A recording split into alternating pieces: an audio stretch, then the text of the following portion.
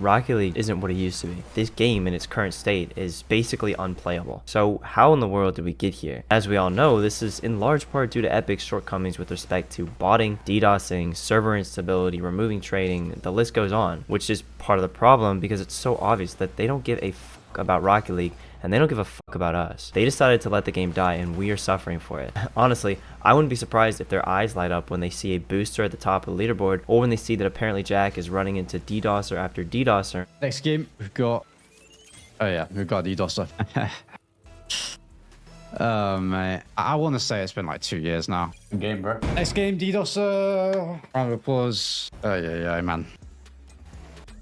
I'm sorry, but last game, I'm not gonna play anymore tonight. There's legit no point. It will simply drive more people away from Rocket League and towards Fortnite. And this has actually been going on for a long time. This screenshot was from 5 years ago. Beyond the problems with Epic though, this game still has an underbelly that is wrought with disease. There are still problems even when the server health is fine and there aren't any bots or DDoSers in the lobby, because there's still plenty of other things that we, the players, do to make this game unplayable. I've heard about this or seen it at every rank from Plat to GC2. Ranked is riddled with smurfs, has-beens, comp clip shitters, boosted players, the players boosting them, and even account sharing and account selling now. At this point, we should call this shit dead rank theory because I refuse to believe half the lobbies I'm in are fucking real. And honestly, this kind of leads into talking more about the player base, yeah, you and me included, and we're making the game just unenjoyable, which is the second major point. The ranks are becoming more and more inconsistent, and I'm not talking about an inconsistent player, right? Oh, they hit this ball and might miss the next. Like, that just happened. I'm saying game to game, the players are so wildly different that it turns into pure RNG, and the problem is worse than you may think. You may think I'm bullshitting, but stay with me here. If you play shitters in one game, you'll have a higher percentage chance of beating shitters the next game. If you play demons one game, you'll have a higher percentage chance to beat demons the next. But what's bad about this is if you play demons and then shitters, good luck. And don't even get me started on if you play shitters and then go into demons, because fucking good luck, dude. It's a disaster, man. Like, imagine this. You're trying to become better at a sport. Let's say that we want to be a pro footballer, but we're currently semi-pro. So imagine that there's some elo-based gameplay that you can queue up into. And so we queue up into a 2v2 game mode, and our teammate is a 5-year-old whose daddy paid for them to be there.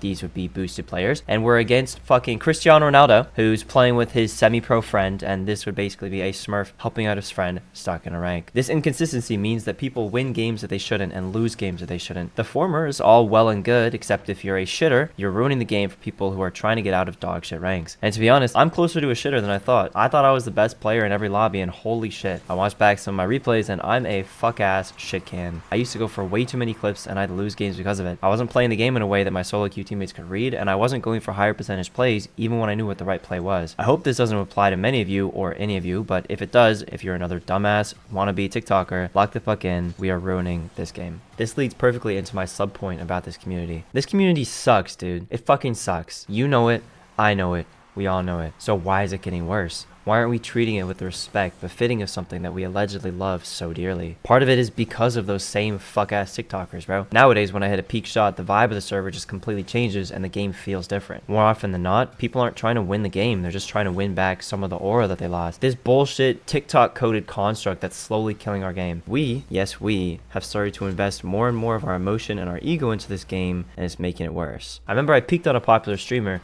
and then we lost the game in OT, and he was shit-talking me. And I'd be doing the same shit. We all do, bro, because we are a part of this community that we created. We reward people with clicks, likes, comments, views, and shares when they just be putting their ego out there. Now everyone has to have an inflated one. I mean, the most insufferable people are being created by us, the viewers, and we're encouraging it with how we play too. Like, we are not Zen, bro. Stop trying to go for a triple reset and giving the ball away. There's a time and a place to go for it, sure, but stop forcing it, man. And forcing clips for TikTok is what's ruining ranked and creating the fragile egos, ours included by the way, that are furthering the problem. Like, where did the times go, man? People used to celebrate with me when I peaked, and now people just play differently and stop trying to win. Like, it's so unfun, man. They start demo chasing me, being toxic when I make a mistouch, saying some bullshit at the end of the game, bro. Like, I've started to adapt, you know? I peak, now I know I'm getting pre-gumped the rest of the game, so I become this boring version of myself where I just outplay them as you do with pre-jumps. But it's way too hard for anyone who's not Zen, Drawly, or Dark to maintain control in these situations. So the highest percentage play is just the outplay to a boring open net for my teammate, which is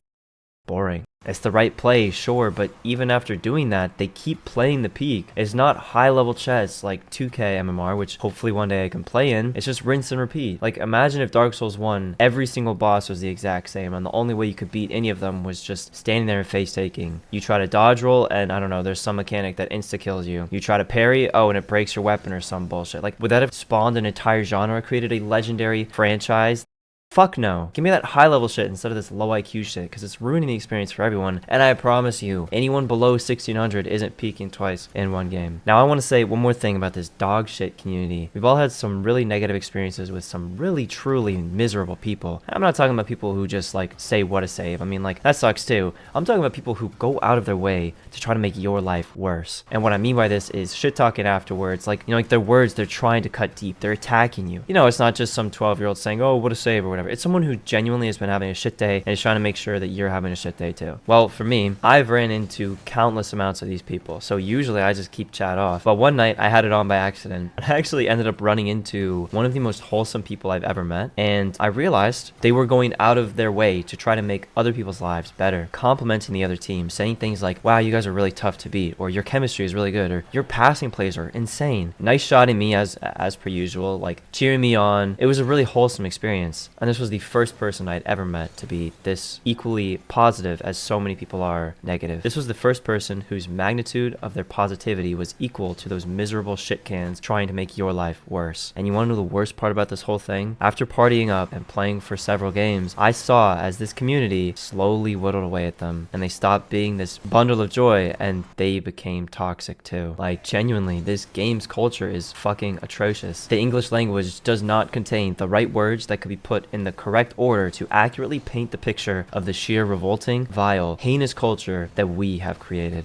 Now, there are still some good eggs. I mean, I've met a lot of people in streaming, but I'll talk about that later. Because lastly, I want to make this point. The game has become unwatchable, and I know that I saved this for last, but it's arguably the most important point, because this applies to content on TikTok and YouTube, sure, but also it unfortunately applies to RLCS. RLCS is supposed to be what brings fans together and unites the community. Even the EU versus NA rivalry is just a little bit of fun. You know, two regions poking fun at each other, getting people engaged. Now, whether this is on Twitch or in person, it brings people together, and social media content is what broadens the reach of Rocket League. A lot of people know about Rocket League though, so why are they not playing? It's because they don't watch it and feel inspired to. Now, my story of how I got into Rocket League is a prime example of the opposite. I was watching Vicstar123 play Minecraft with Wiffles, so I checked out Wiffles. Wiffles was doing a Minecraft challenge with John Sandman, so I checked out John Sandman. And if you've been around long enough, you already know where I'm going from here. John Sandman, alongside this guy named Neat Mike and Wiffles, made up F2, and F2's name was a direct homage, or more of a joke, but still, to Rizzo, Cronovi, and Jane Apps' professional G2 squad. In one video, the G2 boys mentioned they were going to RLCS, so I checked it out. When I found this video, it was only a few months before Season 5, which I'm sure you all know what happened there. But gone are the days of John Sandman's crate openings and blind trading, because trading has been removed for no fucking reason. And gone are the days of casual gaming on Rocket League, because everyone is constantly ore farming. I mean, I can't tell you how many fuck-ass troll faces I've seen on my For You page over the last year, and I also can't tell you how many videos I've made using them. Us content creators are ruining the watchability of Rocket League with Macto spamming, Brazilian funk, and uncreative slop. It's gotten to the point where that same Rocket League content that used to make me inspired to boot up the game now makes me despondent. To be fair, I am super invested in Rocket League, seeing as I'm a creator, so it's also fair to assume that I consume way more content than the average viewer. But I've had Rocket League fatigue for quite some time now, and I see people falling off. I mean, there are only so many people who can post clips with music for their Rocket League content and have it work. And you want to know why it works for them, but not my triple resets and Jimmy double tap over there? Because we are so ridiculously behind in terms of mechanics, and not only that, but these freestylers are far and away more creative and are doing things that surprise the viewer. Even myself, a pretty mechanical 1600 peak, am genuinely blown away by their creativity. And that's kind of the crux of the point that I'm trying to make, is on creativity, and the Rocket League ecosystem is slowly becoming devoid of it. Not only in its content, as we just discussed, but also in pro play. This once great bastion of content, this annual showcase of the pinnacle of Rocket League, an event celebrating the best of the best as they strive for the simply unattainable skill ceiling, an event beloved by so many, is dying. 2022 to 2023 Worlds was peak viewership for RLCS, and even though 2024 came close, it just didn't measure up. And this is because players with the potential to have been Zen before Zen or the next Zen just become system players. I mean, let's take Seiko. He took the scene by storm, mechanics the likes of which we'd never seen before, and within a season of joining a better org, he became a boring system player, stripped of that creative spark that bewitched the Rocket League community. And a more recent example is Kofer, who definitely still has his mechanical moments to be sure, and if you haven't checked out his TikTok, definitely do. He posts some banger videos, but he isn't nearly as bafflingly creative on the world stage as he once was. Before his SSG days, I found myself filled with genuine joy and excitement watching him play, so to see his spark also be quashed was akin to watching a star die, and it honestly hurt, bro. And that isn't the only thing that hurt, because even though this rant was super scatterbrained, this is the basic message. Epic Games doesn't care about Rocket League, and they don't care about you. The Rocket League community doesn't care about Rocket League, and they don't care about you. The former cares more about their shareholders, and a majority of the latter cares more about clicks and likes on social media. So when no one cares about the game and no one cares about you, why should you care? And when the very thing that made this game so novel and appealing, the endless depths of creativity that it could tap into, is being replaced by minimalist, cookie-cutter, systematic slop, why do we keep holding on for dear life? And what's the point? And that apathy can only really lead to one thing, for after all, you will never hate anything more than the thing that you once loved. And oh, Rocket League, how I love you. And in service of protecting this game that means so much to me, I realized I had to make a change within myself. The entirety of last season, I streamed myself playing 2s. As a 3s main keyboard-only Rocket League player, I thought this would make for interesting content. So I was posting keyboard-only 3s main tries to learn 2v2, which I thought was a really interesting idea, and I still think it's an interesting idea and potentially an interesting watch. But as I was editing down the VODs to post, I watched episode after episode where the joy would slowly or instantaneously drain from my face. I found this incredibly hard to watch, as I'm sure you all did too. And I want to make content that you guys enjoy and that I enjoy making. And I enjoy making videos like this, and I've actually been really enjoying streaming ones to you all, which I was mentioning before. I met some really cool people. And on that topic, streaming ones, I'm actually much more averse to tilt for some reason. There are tilting times for sure. I'm playing the worst fucking player in the world and I'm losing. I hate this game, bro. But I'm relatively unaffected now for the most part. Instead of being tilted within 2 games, it takes far more games. I mean, there are even plenty of people in the TikTok stream who come in and shit talk me, but I've had like a 20% conversion rate and they stick around. And they're usually super chill because I think people who play this game have just been dealt a shitty hand. A community, dev team, and player base that just doesn't care about them.